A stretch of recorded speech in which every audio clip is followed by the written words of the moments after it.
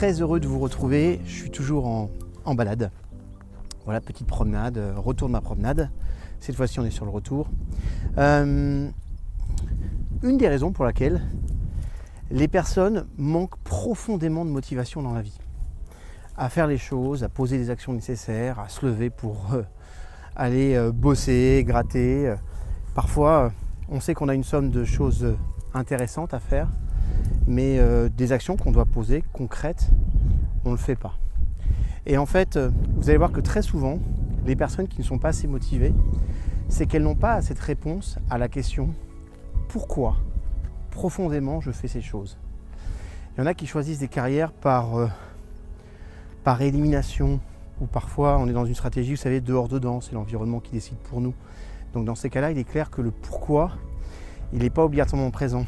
Maintenant, il y a une chose que vous devez avoir à l'esprit, c'est que tôt ou tard, cette question du pourquoi, elle reviendra. Donc il vaut mieux se poser ça au début. Parfois, c'est une bien meilleure stratégie plutôt que, après des années de carrière, se rendre compte qu'on est dans un boulot qui ne nous plaît pas, par exemple, et que du coup, chaque sortie au travail, chaque démarrage, chaque lundi est une véritable torture. Donc moi, ce que je veux vous dire, c'est posez-vous la question du pourquoi.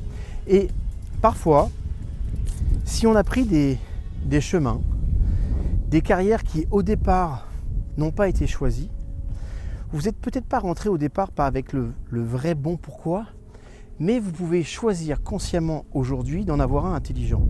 C'est aussi important de se dire, finalement, mon job, pourquoi je le fais?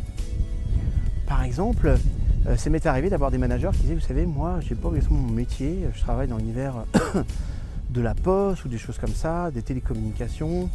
Bon, j'ai pas obligatoirement choisi cet environnement, ça me plaît pas obligatoirement. Ok, maintenant je posais cette question finalement, pourquoi être manager pourrait être une chose intéressante. Ok. Et là, ils ont commencé à partir sur d'autres pistes. Élever les gens, les motiver, s'assurer qu'ils puissent donner le meilleur d'eux-mêmes, qu'ils se réalisent, qu'ils aient plus confiance en eux. Et du coup, en fait, cette raison profonde de s'engager dans le travail leur permettait d'avoir un regard différent et de retrouver un regain de motivation. Donc, parfois, c'est vrai que l'environnement du développement personnel a commencé à nous dire le plus important, c'est le comment, mais c'est aussi important de se poser pourquoi. Pourquoi je fais les choses? Pourquoi je m'engagerai dans cette voie? Pourquoi je prendrai du temps pour ceci? Pourquoi je prendrai du temps pour cela? Pourquoi je m'investirai plus dans ce domaine que dans un autre? Et le vrai pourquoi, il vous donne une vraie source de motivation. Donc posez-vous toujours la question, pourquoi profondément j'aurais raison de faire cette chose-là? Plus vous aurez une réponse à ce pourquoi, et plus il sera facile pour vous de développer derrière le comment. Parce que quand on a le pourquoi va vous donner le sens profond, le comment va vous donner l'angle stratégique. Mais c'est important d'avoir un sens à ce que l'on fait.